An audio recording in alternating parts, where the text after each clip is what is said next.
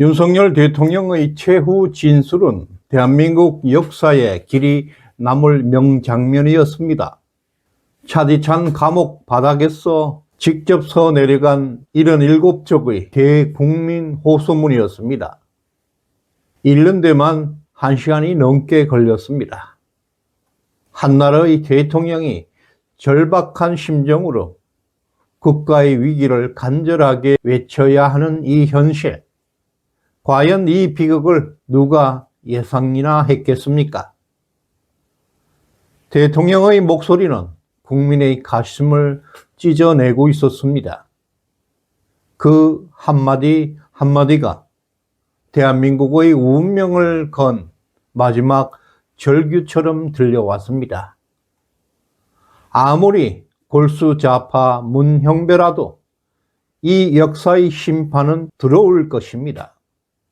특히 윤 대통령은 최후 진술에서 국가 기밀로 인해서 민감한 정보는 서면으로 제출했다고 밝혔습니다. 바로 코드명 99, 중국 간첩단 사건 등에 대해서 공개하는 것은 위험하다는 판단을 내린 것입니다. 그 이유는 명확합니다. 윤 대통령이 감금된 상태에서 중국의 공작에 효과적으로 대응할 수 없을 뿐더러 또 이틀 전에 취임했던 미국 FBI 국장에게 시간이 더 필요하다는 판단일 것입니다. 최근 대한민국 언론들은 좌파 매체뿐만 아니라 공영방송 KBS까지 중국 간첩단 사건을 가짜 뉴스로 몰아가고 있습니다.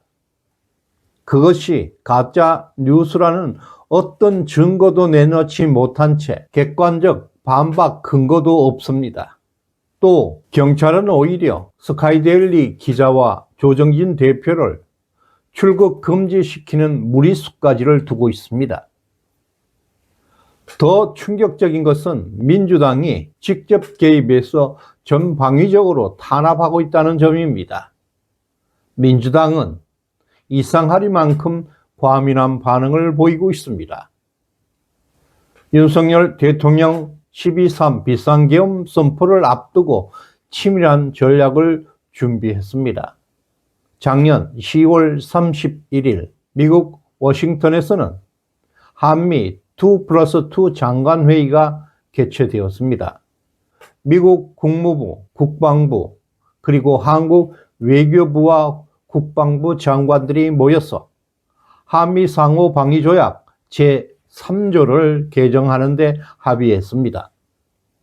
사이버 공격, 정보전, 심리전 등 하이브리드 전쟁을 방어하기 위한 상호 방위 조약 적용 범위를 확대한 것입니다. 하이브리드는 잡종, 혼합이라는 뜻입니다. 이는 곧 군사적 충돌뿐만 아니라 사이버 전쟁, 정보 전쟁, 경제 전쟁까지를 포함한 모든 형태의 전쟁에서 양군의 군대가 투입될 수 있음을 의미하는 것입니다. 윤 대통령은 비상계엄 이후에 예상되는 미군 개입에 대한 법적 정당성을 사전에 확보한 것입니다. 12.3 비상계엄 당시 한미 방위조약에 의거해서 선관위 연수원에 미군 투입의 법적 근거를 완벽하게 마련되어 있는 것입니다. 그러므로 해서 독수, 독과를 피해서 증거 능력을 완전히 확보하게 된 것입니다. 스카이데일리에서는 최근 노상원 전 사령관 인터뷰를 처음으로 공개했습니다. 한국 주류 언론에서는 부정선거에 철저하게 침묵하고 오히려 대통령을 내란 혐의로 몰아가면서 탄핵을 선동하는 데 집중하고 있는 가운데 노 사령관의 인터뷰가 주목을 받고 있습니다. 미국 블랙 요원들이 선관위 연수원에 숙식하고 있던 중국 간첩을 체포한 것은 분명한 사실이다. 이 작전은 무려 3년 동안 치밀한 계획과 정보 수집을 거쳐서 실행된 비밀 작전이었다고 밝힌 것입니다.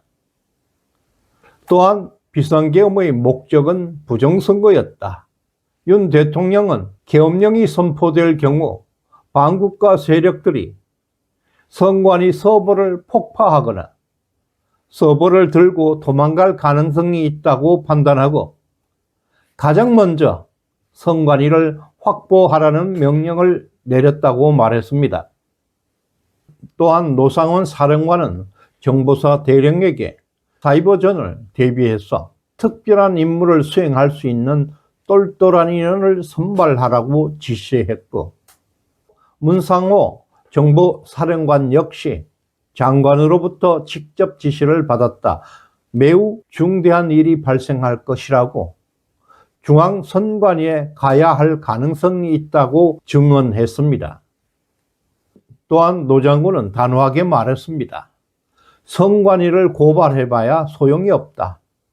증거 부족을 이유로 대법원에서 각하될 것이 뻔하기 때문이다. 라고 말함으로써 비상계엄의 필요성을 강조했습니다. 반국가 세력이 이토록 격렬하게 반발하는 이유는 분명합니다. 부정선거 실체가 드러나는 순간에 그들은 끝장나기 때문입니다. 노상원 전 사령관은 대전고를 졸업했고 1981년 육사에 수석 입학한 군사 전략가로 국군정보사령관으로 퇴임했습니다. 지난 2016년 대전고 총동문회에서는 올해의 대능인상을 수상하면서 동문들 사이에서도 인정받는 인물이었습니다. 그런데 최근 한국 언론들은 노 전 사령관을 점집을 운영하는 무당으로 낙인을 찍고 그의 명예를 추락시키고 있습니다. 블랙 요원들은 자신의 신분을 철저하게 감추기 위해서 의도적으로 신분을 위장하게 됩니다. 특수 임무를 위해 얼굴 없는, 실체 없는 요원들인 것입니다. 코드명 99 작전은 철저히 기밀로 유지되어야 하는 군사 작전이었습니다. 그러나 민주당은 비상계엄을 내란으로 몰아가기 위해서 성급하게 연수원 계엄군 실체를 먼저 폭로했습니다. 박선원, 김병주 등 민주당 의원들은 경쟁이라도 하듯이 비상계엄 초기 이 사건을 대대적으로 폭로했습니다. 문상호 정보사령관을 상대로 체포된 30여 명 지금 어디에 구금되어 있는가? 연수원에 707 특임대는 왜 투입했는가? 귀환하지 않는 블랙 요원 지금 어디에 있는가? 등등 민주당은 문상호 정보사령관을 몰아붙였습니다. 그리고 한겨레는 연수원 CCTV를 공개하면서 계엄을 내란으로 몰고 있었습니다. 그러나 스카이데일리가 연수원 중국 간첩단 특종 보도가 나온 이후에는 민주당과 좌파 매체들은 일제히 태도가 변했습니다. 코드명 99 작전이 한미 합동 작전이었다는 사실을 가짜뉴스로 몰아가고 있습니다. 갑자기 이 사건을 숨기고 은폐해야 하는 이유가 있을 것입니다. 미국 트럼프는 이미 이 사건에 대해서 전모를 파악하고 있는 것으로 알려지고 있습니다. 결정적인 순간에 반람에 가담한 증거를 확보하고 스스로 무너질 때까지 기다리고 있다는 분석도 나오고 있습니다. 그러나 지난 2월 19일부터 22일까지 진행된 시펙 회의에서 트럼프 대통령은 연설 도중에 공개적으로 고든창을 일으켜 세웠습니다. 그리고 고든창의 말은 곧 나의 말이다 라고 수십억 명이 보고 있는 가운데 고든창에게 엄청난 신뢰감을 보였습니다. 고든창의 발언은 곧 트럼프의 의견이라는 것입니다. 전날 고든창은 시펙 연설에서 한국의 부정선거와 윤 대통령 탄핵 시도가 친중 세력에 의한 불법적 정치 공작이라며 이것은 대한민국의 중대한 국가 위기라고 강조한 바 있습니다. 이러한 것들이 바로 트럼프 의견이라는 것입니다. 이미 미국 측의 개입은 시작되었음을 시사하고 있는 대목입니다. 3월 초부터 본격적인 미국의 개입이 시작될 것이라는 분석이 나오고 있습니다. 코드명 99는 미국과 직결된 국제적 부정선거 조작 사건으로 확대되고 있습니다. 2020년 미국 대선에서 사용된 도미니언 전자 개표 장치에 한국의 A웹과 관련이 있다는 사실이 드러나고 있습니다. 이런 상황에서 좌파들은 가만히 있지 않을 것입니다. 좌파 특유의 원탁회의, 그리고 민노총, 정공로, 정교조 등 다양한 좌파 조직들이 총동원되어서 마지막 반격을 시도하게 될 것입니다. 윤 대통령의 최후 변론에서 대통령으로 많은 국가 기밀을 접하고 있다. 공개가 어려운 국가 기밀 정보에 대해서는 서면으로 제출했다고 밝혔습니다. 이미 그 서면으로 제출된 비밀 정보는 좌파 민주당 반국가 세력에 넘어가 있을 것입니다. 이후 반국가 세력들은 국가 전복을 위한 총력전에 나서게 될 것입니다. 따라서 윤 대통령은 3월 초까지 버텨내야 합니다. 그들이 스스로 무너져 내릴 것입니다. 더 강력한 우리들의 지지세가 필요할 시점입니다. 3.1절에는 대대적인 우리들의 결집력을 보여줘야 할 것입니다. 이에 대비해서 윤 대통령은 한미 상호방위 조약을 개정해 두었습니다. 사이버전, 정보전까지 포함한 포괄적 안보 체제로 확대된 방위 조약, 이것이 윤 대통령이 구상한 큰 그림의 핵심입니다. 따라서 미국의 개입은 내정 간섭의 문제를 넘어서 자유진영 수호를 위한 필연적 조치로 법적 근거가 마련되어 있습니다. 트럼프 대통령의 핵심 아젠다는 미국 우선주의 아메리카 퍼스트입니다. 이 원칙의 핵심 전략이 바로 1대1 직접 협상입니다. 지난 1기 때에도 트럼프는 다자구도 협상을 배제하고 국가 간 개별 협상을 선호했습니다. 글로벌리즘을 극도로 싫어했습니다. 이번 2기 트럼프 정부에서도 1대1 전략이 더욱 강화되고 있는 모습입니다. 모든 길은 로마로 통한다는 말처럼 모든 국가는 미국과 직접 1대1로 협상해야 합니다. 미국을 배제한 지역 협력은 아무런 의미가 없습니다. 세계 질서는 트럼프의 구상대로 재편되어 가고 있습니다. 제3세계 국가들이 모여 패권을 형성하라는 국제적 시도는 무의미하게 될 것입니다. 세계 경제, 외교, 안보의 중심은 오직 미국으로 통하고 있습니다. 미국을 제외한 어떠한 패권 동맹도 존재할 수 없게 되어 있습니다. 트럼프 시대는 미국과 1대1 협상 방식이 국제 질서의 기본 원칙이 될 것입니다. 한국은 이미 미국이 포기할 수 없는 핵심 전략 국가로 성장해 있습니다. 세계 패권 전쟁에서 한국은 자유진영의 중심 국가로서 미국이 쉽게 포기할 수 없는 국가입니다. 한국이 중국에 넘어가는 것은 미국 패권에서 절대 용납할 수 없는 시나리오입니다.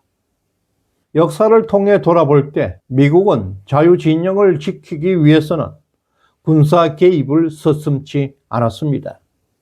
대표적인 사례가 1983년 로널드 레이건 대통령의 그레나다 침공 사건입니다. 카리브해의 작은 섬나라 그레나다는 쿠바, 소련과 연계한 공산주의 정권이 장악하는 위기에 있었습니다. 미국은 이를 자유진영에 대한 도전으로 간주했고, 레이건 대통령은 그레나다에 미군을 투입했습니다. 단 4일 만에 공산 정권을 무너뜨리고 친미 정권을 수립한 것입니다. 트럼프 대통령 역시 미국의 패권을 위협하는 세력에 대해 강력한 대응을 준비하고 있습니다. 덴마크가 침해하고 있는 북극의 그린란드를 미국이 직접 관리할 것이라고 선언했고, 필요할 경우 군사적 개입도 고려할 수 있음을 밝혔습니다. 이것은 중국과 러시아에 대해서 북극 확정을 견제하기 위한 전략적 조치입니다. 또한 트럼프 대통령은 중국이 남미 파나마 운하를 장악하려는 움직임에 대해서도 군사 개입도 검토할 것이라고 경고했습니다. 파나마 운하는 미국이 건설했고 대서양과 태평양을 잇는 미국의 핵심 수송로입니다. 미국이 직접 관리하다가 1999년 파나마에게 무상으로 이양해 준 것입니다. 결국 파나마 정부는 즉각 트럼프 대통령의 경고를 받아들였습니다. 또 트럼프 대통령은 우크라이나 전쟁을 종식시키기 위한 협상에서도 유럽 국가들을 완전 배제하고 있습니다. 영국, 프랑스 등 유럽 강국들이 우크라이나에 대해서 군사 지원과 파병을 검토하고 있지만 트럼프 대통령은 러시아와 직접 1대1 협상을 강행하고 있습니다. 이와 같이 트럼프 시대는 모든 길은 미국으로 통하고 있습니다. 나토 동맹을 제외하고 미국과 방위조약을 체결하고 있는 나라는 바로 대한민국, 일본, 필리핀입니다. 상호 방위조약이 체결된 나라는 유사시 미군은 자동 개입할 수가 있습니다. 특히 윤석열 대통령은 하이브리드 전쟁까지 상호 방위조약 적용 대상에 포함시켜 놓았습니다. 미군 개입의 범위를 대폭 확장시킨 것입니다. 중국의 대한민국 선거 개입은 단순한 외교적 문제가 아니라 대한민국의 존립을 위협하는 하이브리드 전쟁의 하나입니다. 특히 한국은 지정학적으로나 기술적으로나 자유진영의 핵심 국가입니다. 미국이 반드시 지켜내야 할 전략적 국가입니다. 따라서 중국의 한국 선거 개입을 방치한다는 것은 한미 상호 방위 조약을 위반하는 것과 다름없습니다. 미국이 반드시 한국의 부정선거에 개입할 수밖에 없는 이유입니다. 어제 윤 대통령의 최후 진술에서 대한민국의 미래를 보았습니다. 또 큰 거목의 존재를 확인했습니다. 영웅의 탄생을 보았습니다. 이 전쟁에서 승리는 물론 대한민국의 대혁명의 벅찬 순간이 다가오고 있음을 느꼈습니다. 시대정신연구소에 후원해 주신 청풍명월님, 유해천님, 김정규님 진심으로 감사드립니다. 구독, 좋아요 꾹 눌러주시길 바랍니다. 고맙습니다.